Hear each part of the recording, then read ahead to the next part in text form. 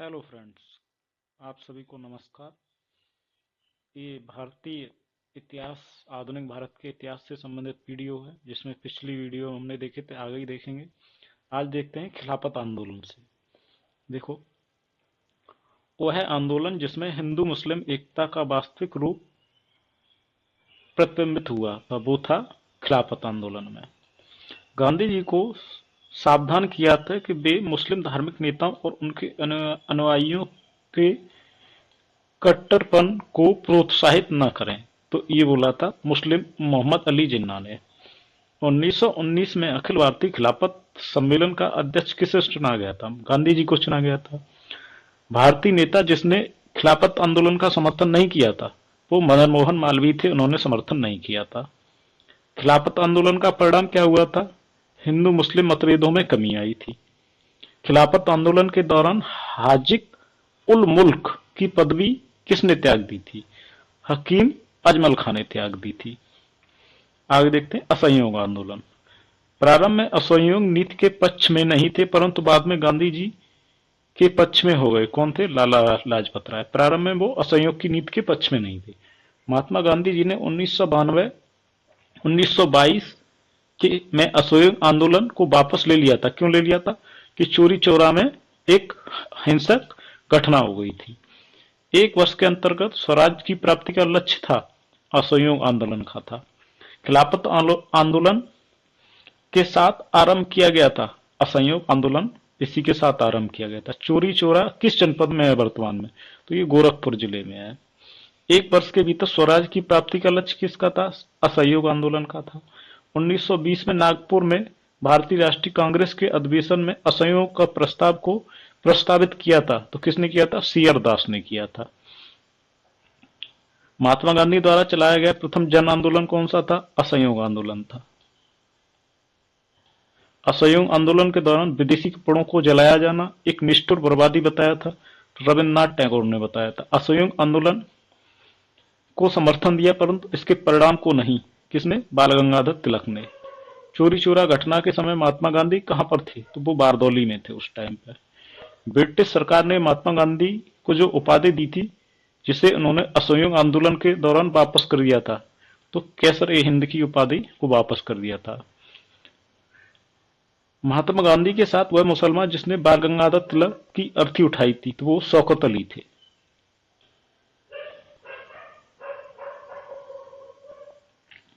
उन्नीस सौ 21-22 में असहयोग आंदोलन का मुख्य प्रतिफल क्या था? हिंदू मुस्लिम एकता।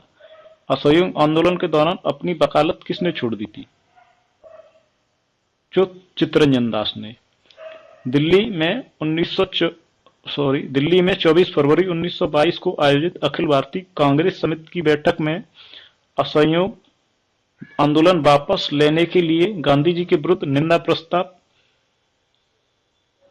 प्रस्तुत किया था। तो डॉक्टर मुंजे ने निंदा प्रस्ताव प्रस्तुत किया था।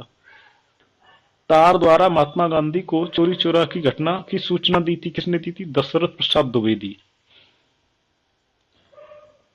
गैर सहयोग आंदोलन के रचनात्मक कार्यक्रमों में से नहीं था।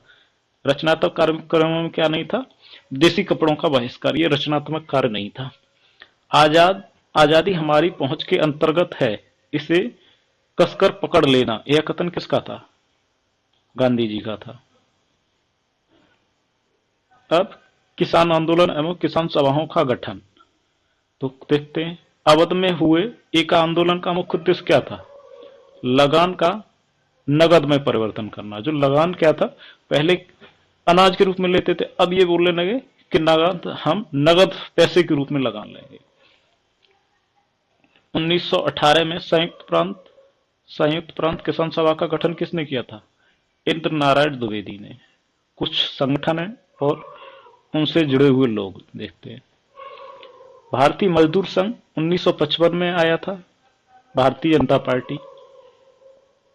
इंडियन नेशनल ट्रेड यूनियन 1947 में गठन हुआ था और ये भारतीय राष्ट्रीय कांग्रेस से संबंधित थी।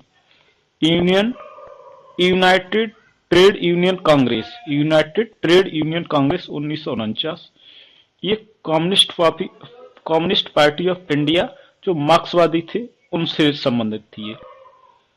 All India trade union Congress 1920 में ये कम्युनिस्ट पार्टी ऑफ इंडिया से संबंधित थी। वह क्षेत्र जहां बाबा रामचंद्र ने किसानों को संगठित किया था वो अवध में किया था बाबा रामचंद्र ने। तेभागा आंदोलन जो 1946 में हुआ था वो किससे संबंधित था? किसानों से संबंधित था। भारत के बाहर क्रांतिकारी क्या क्या गतिविधियां चल रही थी? तो गदर पार्टी की स्थापना कब हुई थी? 1913 में। कहां पर? सैन फ्रांसिस्को अमेरिका में। किसने की थी? लाला हरदयाल ने। प्रथम महायुद्ध के दौरान कहां पर भारत की एक अंतिम सरकार बनी जिसके प्रेसिडेंट राजा महेंद्र प्रताप थे? तो वो कहां थी? अफगानिस्तान में।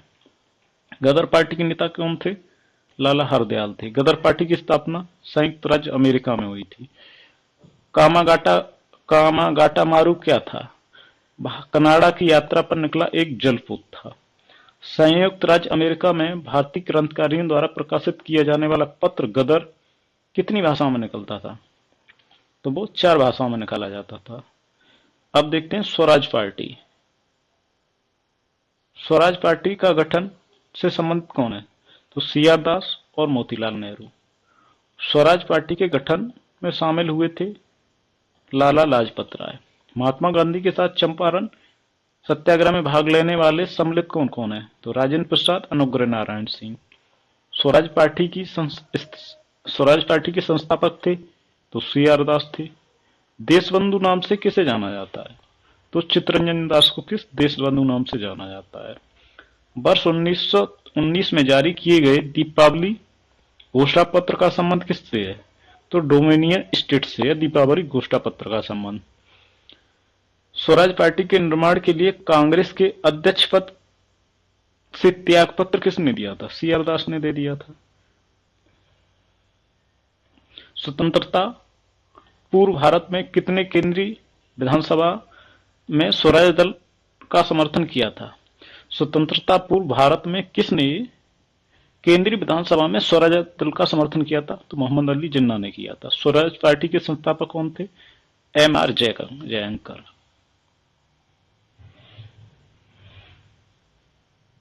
अब साइमन कमीशन और नेहरू रिपोर्ट।